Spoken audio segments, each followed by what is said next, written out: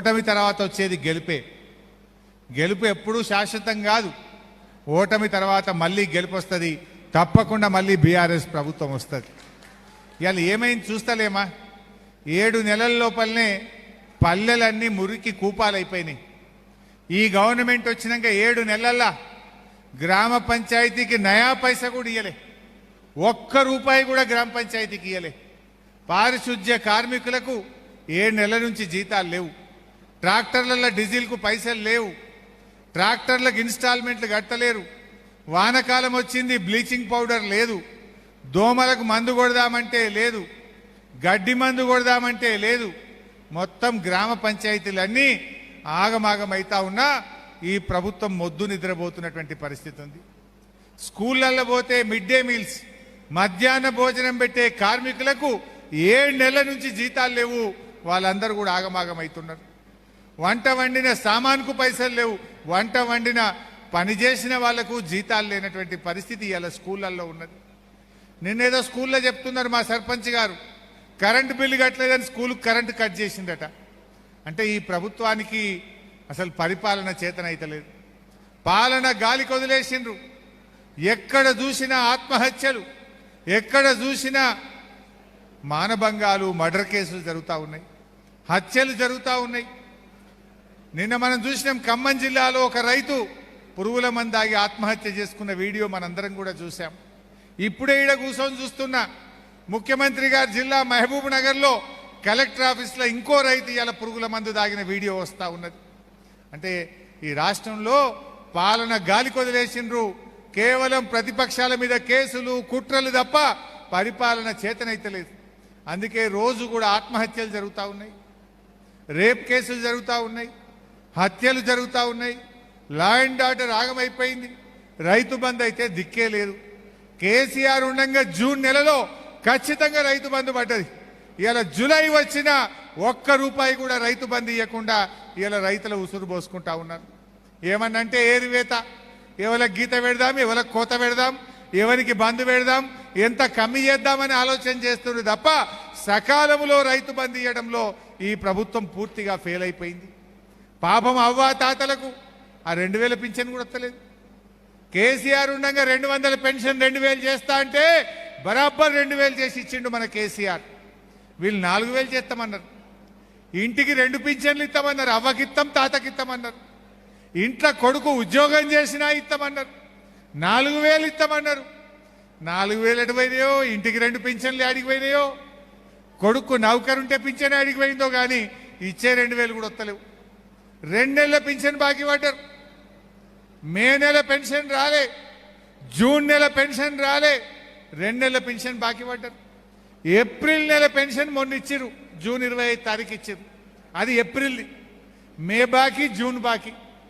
అంటే పక్కన ఆయనేమో ఆంధ్రప్రదేశ్లో 4000 ఇచ్చిండ్రు, ఈయన 4000 ఎడవైనాయి.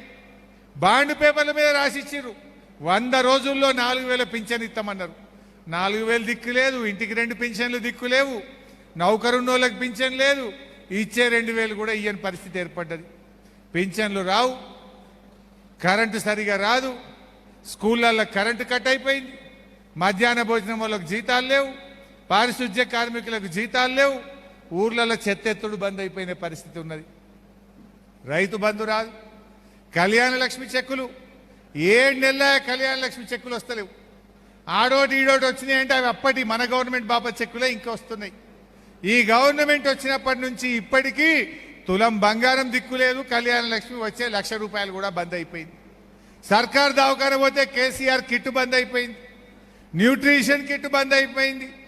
అన్ని బందే. కోతలు పెట్టుడు, బంధు పెట్టుడు. ఇంతకు మించి కొత్తగా ఒక్కటన్నా వచ్చిందా ఈ ప్రభుత్వం వచ్చినాక? కేసీఆర్ కిట్ బంధు, కళ్యాణ లక్ష్మి బంధు, న్యూట్రిషన్ కిట్ బంధు, 24 గంటల కరెంట్ వస్తలేదు బాయికాడ, గ్రామ పంచాయతీలకు నిధులు బంద్ అయిపోయినాయి. ఇగో ఇది ప్రభుత్వ పనితీరు. ఇప్పటికే ఆశా వర్కర్లు రోడ్లు ఎక్కిండ్రు, అంగన్వాడీ టీచర్లు రోడ్డు ఎక్కిండ్రు, ఉద్యోగస్తులు టీచర్లు నోటీసులు ఇస్తున్నారు, ఇక మేము కూడా రోడ్డెక్కుతామంటున్నారు. ఎవరిని మీరు ఉద్ధరించారు? పాపం రైతుల్ని ఆగం చేసిండ్రు. నేను నిన్న ఎప్పుడో వ్యవసాయ శాఖ అధికారులతో అడిగిన, జిల్లాలో నాట్లు ఎంత పడ్డాయి భయ అని అడిగిన. ఏడాసారి అంతా 3% పడ్డాయి నాట్లు అంటారు.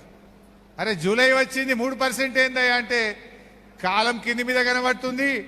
ఈ కాంగ్రెస్ వాళ్ళు మున్పటి లెక్క మన లెక్క కాలువల నీళ్ళు ఇస్తారో ఇయ్యరో, చెరువులు నింపుతారో నింపరో నమ్మకం కుదురుతలేదు సార్, అందుకే నార్లు పోతలేరు అంటున్నారు.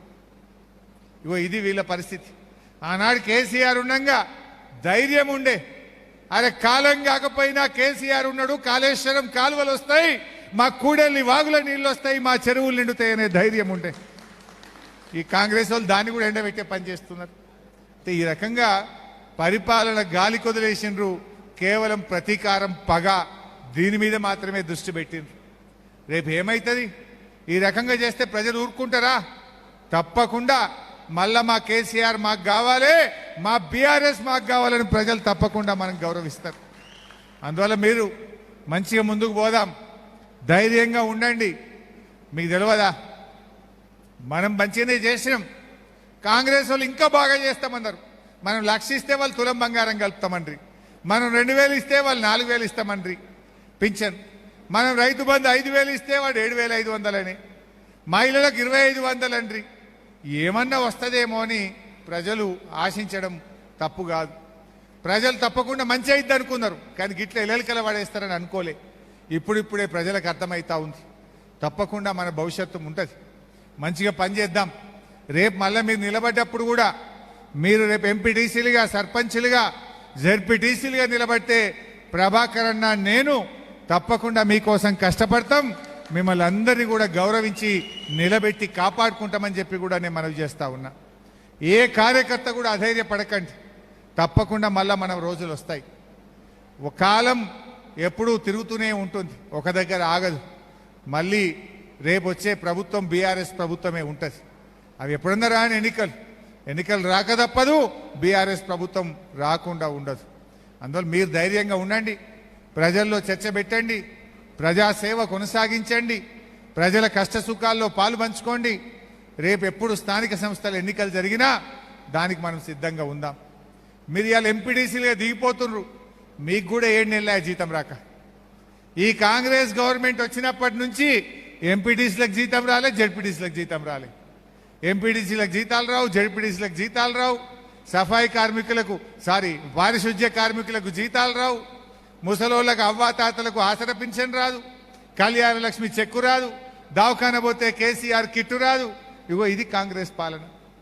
పొద్దుందా కరెంటు పోతున్నది, కరెంటు పోయిందంటే పాపం ఆ కరెంటు ఉద్యోగులను సస్పెండ్ చేస్తున్నారు. నీకు పాలన చేతనైతే లేదు, నీకు కరెంటు చేతనైతే లేదు, రోజుకు 4 సార్లు కరెంటు పోతుంది, రైతులకు మోటార్లు కాలుతున్నాయంటే ఎవరైనా మాట్లాడితే కరెంటు వాళ్ళను ఉద్యోగుల మీద కేసులు పెడతా ఉన్నారు, ఉద్యోగులకు మెమోలు ఇస్తా ఉన్నారు, ఉద్యోగులను వేధిస్తా ఉన్నారు. నీకు పాలన చేతనైతే లేదు. 9 ఏళ్ళు కేసీఆర్ ఇస్తాడెట్లా, నీకు చేత కాదెట్లా నేను అడుగుతా ఉన్నా. అప్పుడు గదే ఉద్యోగులు, ఇప్పుడు గదే ఉద్యోగులు. 9 ఏళ్ళల్లా కన్ను రెప్పగొట్టినంతసేపు కేసీఆర్ కాలంలో కరెంటు పోలే, మరి ఇప్పుడు ఎందుకు పోతున్నది అంటే నీకు పాలన చేతనైతే లేదు. ఆనాడు బాయిల కాడ మోటార్లు గాలలే, ఇవాళ ఎందుకు గాలుతున్నాయి? నీకు పాలన చేతనైతే లేదు. ఇవి వాస్తవాలు. కానీ నీ చేతగాంతనాన్ని ఉద్యోగుల మీద పెట్టి ప్రజలను, ఉద్యోగులను ఇలా ఉసురు పోసుకుంటున్నటువంటి ప్రభుత్వం ఇప్పుడిప్పుడే ప్రజలకు అర్థమవుతా ఉంది. అందువల్ల మనం కూడా ఓపికగా ప్రజల్లోకి వెళ్దాం. తప్పకుండా రేపు ప్రతిపక్ష రాజకీయ పార్టీగా ప్రజా పోరాటాలకు, ప్రజల పక్షాన మనం గట్టిగా నిలబడి ప్రయత్నం చేద్దాం. భవిష్యత్తు మనకే ఉంటుంది. ఎవరు అధైర్యపడకండి. ఏ కష్టం వచ్చినా ప్రభాకర్ అని ఉంటాడు, యాదవరెడ్డి సాబ్ ఉంటాడు ఎమ్మెల్సీగా, నేను కూడా తప్పకుండా మీకు అండగా ఉంటానని చెప్పి కార్యకర్తలు ధైర్యంగా ముందుకు సాగాలని కోరుకుంటూ జై తెలంగాణ.